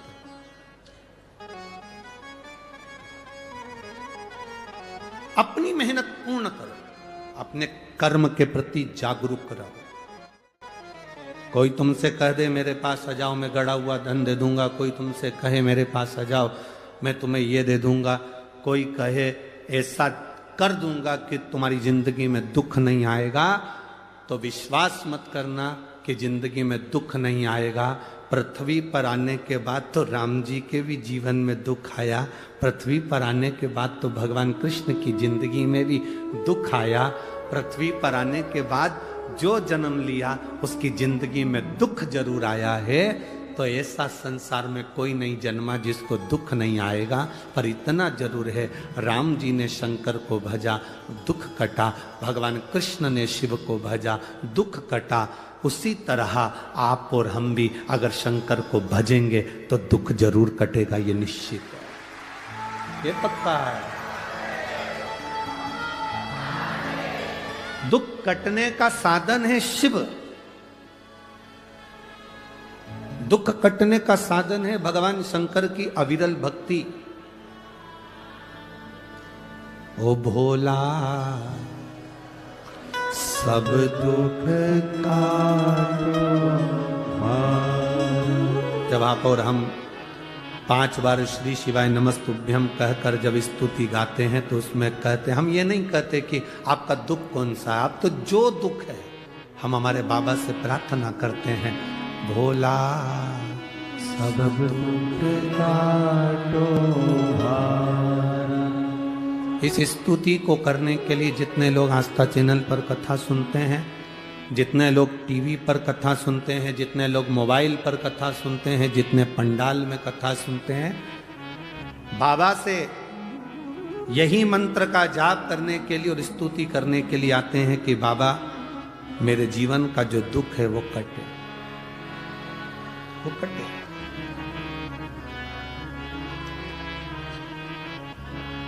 और तू है तो कटे। कोई असुर, कोई गंधर्व, कोई देवता,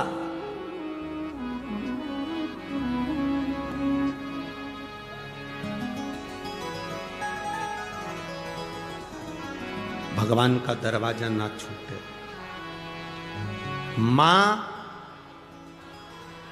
महात्मा और परमात्मा, कौन कौन? बोलो, जम के बोलो। मां, महात्मा, तीसरे नंबर पर परमात्मा। एक बार फिर से बोलो, 3 कौन? मां, महात्मा और परमात्मा। इन 3 को पकड़ कर रखोगे तो जिंदगी में कभी पीछे मुड़कर देखना नहीं पड़ेगा, आगे बढ़ते चले जाओ। जो अपनी माँ का आदर करना छोड़ देता है, अपनी माँ का सम्मान करना छोड़ देता है, अपनी माँ का हाथ पकड़ना छोड़ देता है, अपनी माँ का चरण पकड़ना छोड़ देता है, वो बहुत लंबा नहीं चल पाता। माँ, महात्मा और परमात्मा। दूसरे नंबर पर है महात्मा, संत, साधु, गुरुजन। संत, साधु, गुरुजन किसको कहा? कोई कपड़े पहन लिया, जटा बढ़ा ली, खूब तिलक छापा कर लिया, खूब सारी माला पहन ली, तो उससे कोई संत या साधु नहीं बन जाता। संत साधु का सबसे बड़ा लक्षण है,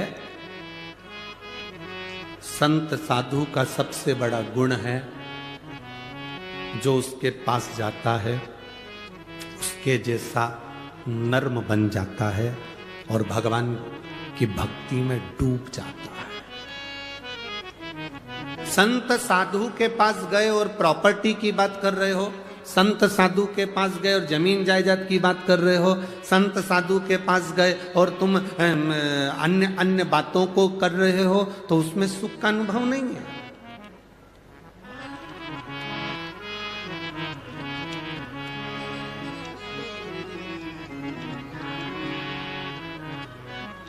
दुनिया में जितने मरते हैं वो सब वैकुंठ जाते हैं कि नरक जाते हैं? अरे बोलो, जम के बोलो, अरे बोलो तो जम के। कोई तुम्हारा पैसा खाकर मर गया, कोई तुम्हारा 5-10 लाख रुपए प्लाट का लेके मर गया, कोई तुम्हारी जमीन का टुकड़ा लेकर मर गया, कोई तुम्हें दुख देकर मर गया, तो वो वैकुंठ जाएगा कि नरक जाएगा? हैं? नरक जाएगा, ये तुम कह रहे हो। पर उसके मरने के बाद उसके परिवार वाले जब वो पत्रिका छपवाते हैं, कार्ड, उस कार्ड में उसका जो नाम लिखा रहता है उसमें तो लिखा रहता है स्वर्गवासी। उस कार्ड में कहीं लिखा है नरकवासी।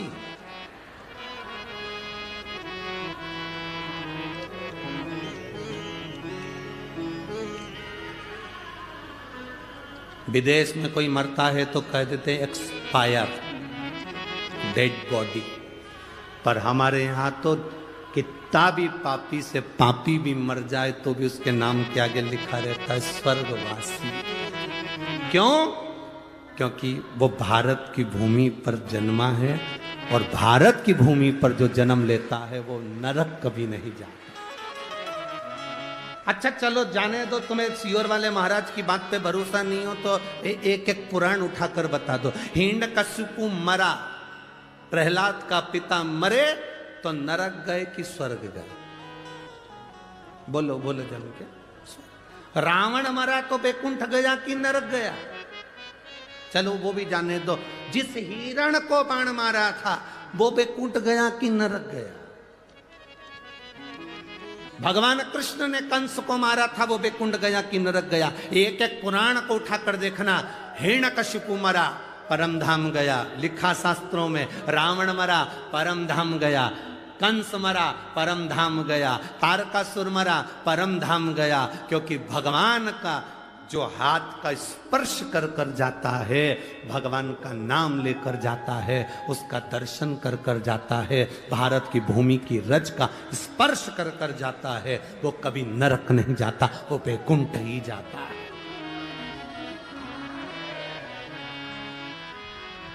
कितनों के घर जाकर देख लेना, जिन जिन के घर में कोई बुजुर्ग मर गए हो उनका फोटो लगा होगा, उस फोटो के नीचे लिखा होगा स्वर्गीय।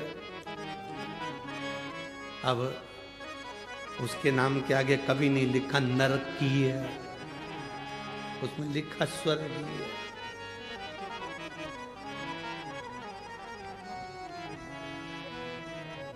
हर चंदन है इस देश की माटी, तपोभूमि हर ग्राम है, हर बाला देवी की प्रतिमा, बच्चा बच्चा राम है।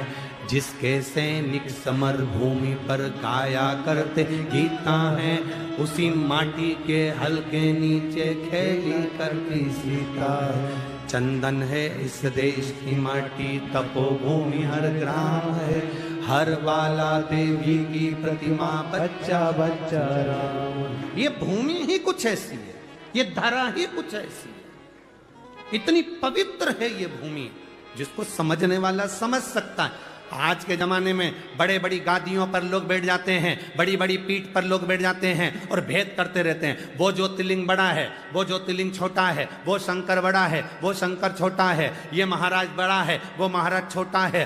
12 ज्योतिर्लिंग में कभी ये मत कहना कि वो ज्योतिर्लिंग बड़ा कि वो ज्योतिर्लिंग बड़ा। दिए की ज्योति बराबर का प्रकाश देती है, 12 ज्योतिर्लिंग एक बराबर का फल देते हैं।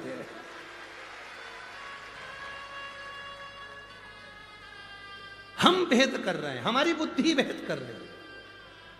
मां दूसरे नंबर पर, जम के बोलो जरा, महात्मा।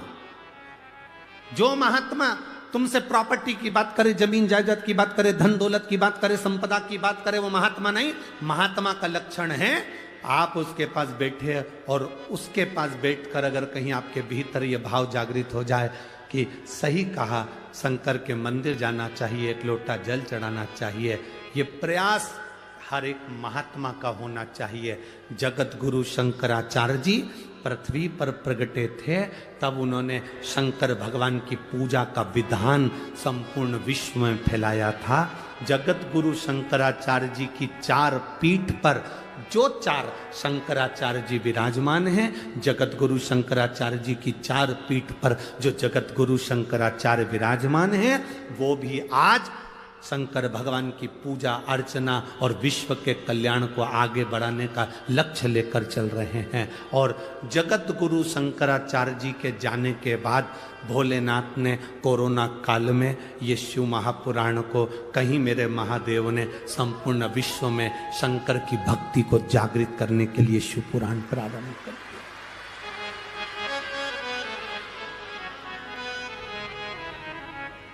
हमको इतनी प्रसन्नता हुई, किसी ने एक पत्र लाकर दिया। उस पत्र में लिखा था, पहले छोटे छोटे शंकर मंदिर में, नासिक में भी शंकर के छोटे छोटे मंदिर में दरवाजे बंद रहते थे, होटले पर कुत्ता बैठे रहते थे, कोई नहीं जाता था, दरवाजे सब बंद पड़े रहते थे। बड़े बड़े मंदिर में सब जाते थे, छोटे छोटे मंदिर में कोई नहीं जाता था। हम धन्यवाद देते हैं, आपने एकांतेश्वर महादेव का वर्णन किया तो लोग अब छोटे छोटे मंदिर में भी जाकर पूजन और आराधना कर रहे हैं।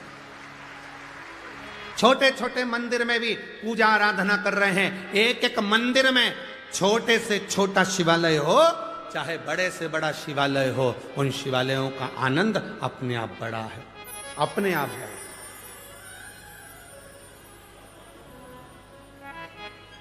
शिव भक्ति की जागरूकता हुई।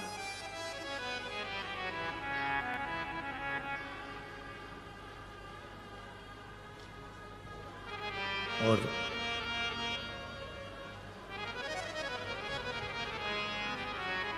अपने देश को, किसी भी देश को जब नष्ट करना होता है तो सबसे पहले उसकी संस्कृति को नष्ट किया जाता है।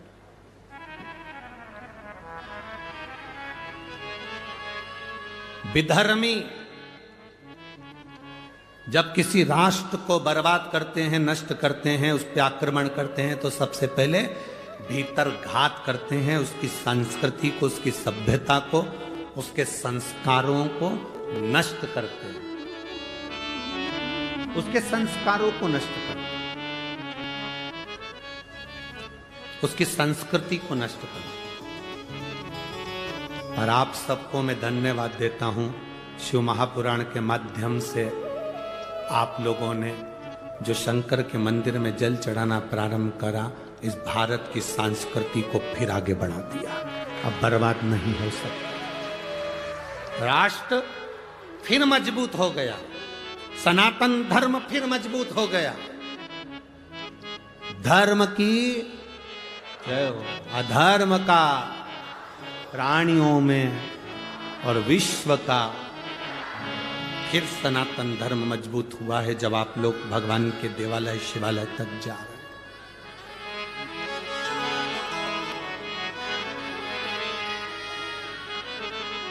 दुनिया में जितनी कथाएं होती हैं उसमें बूढ़ी बूढ़ी माताएं ज्यादा जाती हैं, पर शिव महापुराण की कथा केवल एक ऐसी है जिसमें बूढ़ी माताएं तो कम मिलती हैं, पर युवान माताएं, युवान भाई, युवान बहनें ज्यादा रहते हैं। ज्यादा बुजुर्ग माताएं तो बेचारी ग्राउंड के अंदर ही नहीं घुस पाती है, प्रवेश नहीं। गाड़ी बहुत दूर रोक दी जाती है तो अंदर कैसे जाए? बोलो सही है कि गलत है? तो बूढ़ी माताएं तो पहले ही मना कर देती, बाहर से नहीं चला जाए, घोड़ा दुखे, मैं नहीं चला, मेरे से नहीं चला जाए। तो युवान युवान बहुएं, बेटियां, मेरी माताएं, मेरी जीजियां, मेरे जवान जवान जीजा होन, मेरे बेटे, मेरी बहनें इस कथा में आकर जब बैठती हैं, यहाँ से जो ग्रहण करती हैं वो लेकर जाती हैं और अपने बच्चों को वो संस्कार देती हैं। एक लोटा जल पकड़ाकर मंदिर भेजती है, वो गौरव उत्पन्न होता है, वो सुख उत्पन्न होता है, वो आनंद की अनुभूति होती है।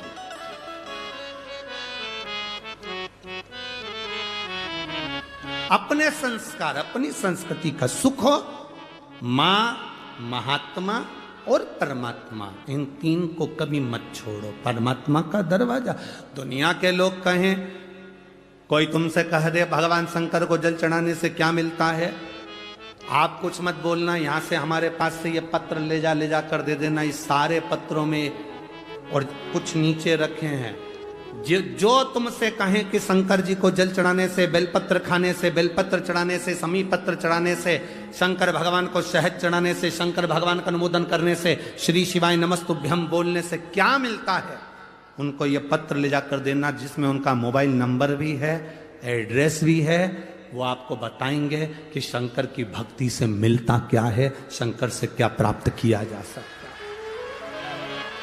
ब्रह्मा ब्रह्मलोक में रहते हैं, भगवान विष्णु वैकुंठ लोक में रहते हैं, पर मेरा महादेव इसी मृत्यु लोक में कैलाश पर पृथ्वी पर रहता है। इसी कैलाश पर पृथ्वी पर रहता, मृत्यु लोक। आप पुकारोगे वो तुरंत आएगा।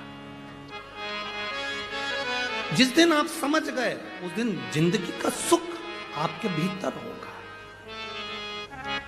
जिस गोदावरी के तट पर आप कथा सुन रहे हैं, जिस माता गोदावरी के तट पर सप्तशृंगी माता के इस पावन सानिध्य में, त्र्यंबकेश्वर बाबा के इस पावन सानिध्य में, कपालेश्वर महादेव के इस पावन सानिध्य में, काले राम जी के इस पावन सानिध्य में शिव महापुराण की कथा सुन रहे हो, इस पवित्र भूमि पर बैठकर अगर आप कथा का रसतत्व ग्रहण कर रहे हो तो ये विश्वास मानकर चलना, ये भूमि ने अगर असुरों को दिया, राक्षसों को दिया, तो देवताओं को भी दिया है।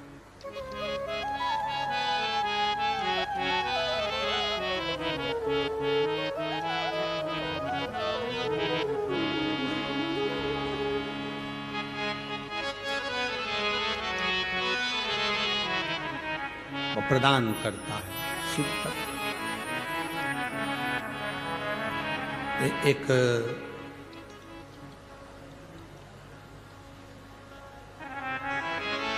केवल किसी ने एक प्रश्न किया था कि सीहोर, उन्होंने एक प्रश्न लिखकर भेजा था कि ये गौतम ऋषि के आने के बाद गोदावरी मैया का प्रागट्य हुआ।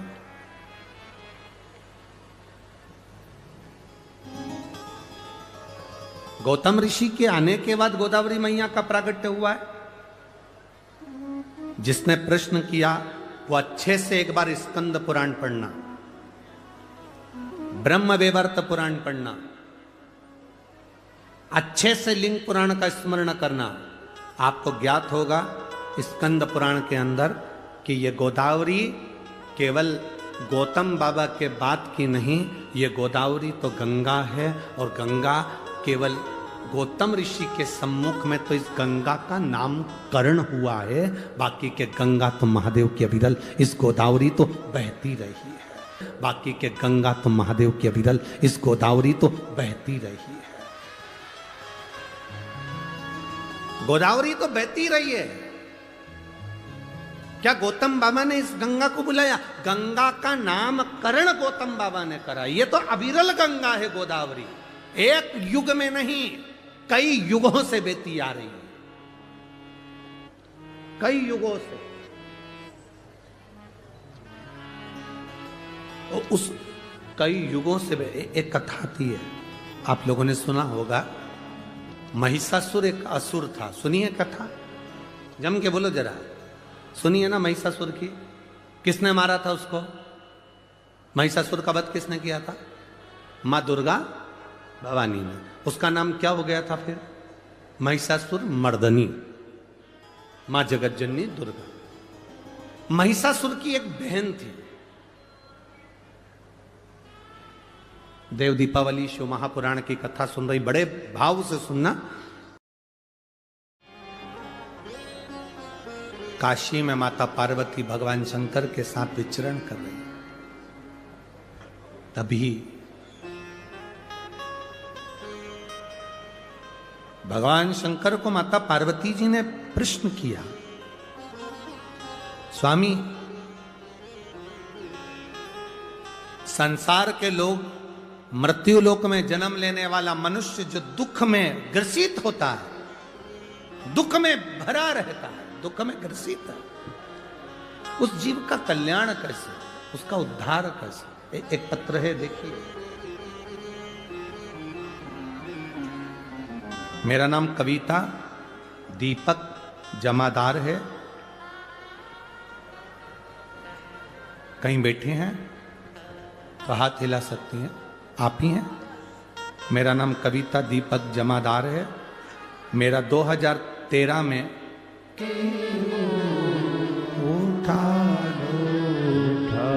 आप शिव की आराधना कर रहे हैं, शंकर का गुणगान कर रहे हैं।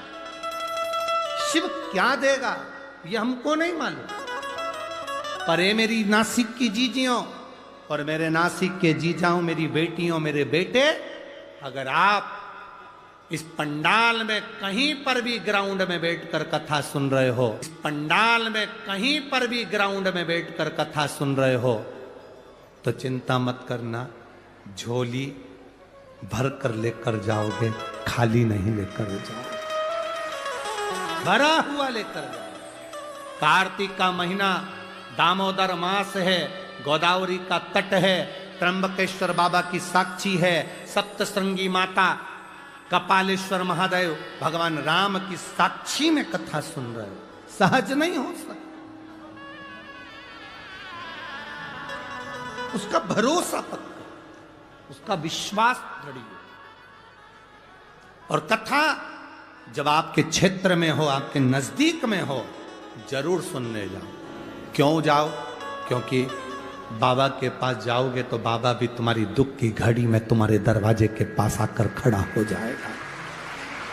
जब तुम्हारे नजदीक में कथा हो, सुनने जरूर जाओ, उसके भरोसे जाओ, उसके सहारे जाओ।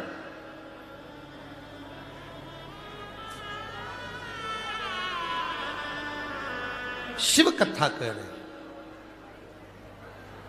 पार्वती जी ने शिव जी को गंगा नदी के तट पर देवताओं के प्रसन्नता का कारण पूछा।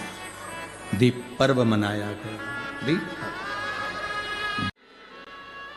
माता सती का प्रागट्य होता है, सती मैया का शिव जी से विवाह होता है। बाद में दक्ष प्रजापति की सभा में ही मां अपने उस यज्ञ मंडप में प्राणों को त्याग देती है। हिमालय राज के यहां उनका जन्म हो जाता है, पार्वती के रूप में प्रकट हो जाती है। जब अपने नजदीक में कहीं शिव कथा हो, सुनो, जाओ, 2 क्षण पहुंचो। दिन में कथा में नहीं जा सकते तो रात्रि में एक बार कथा के पंडाल में जाकर प्रणाम कर कर आओ।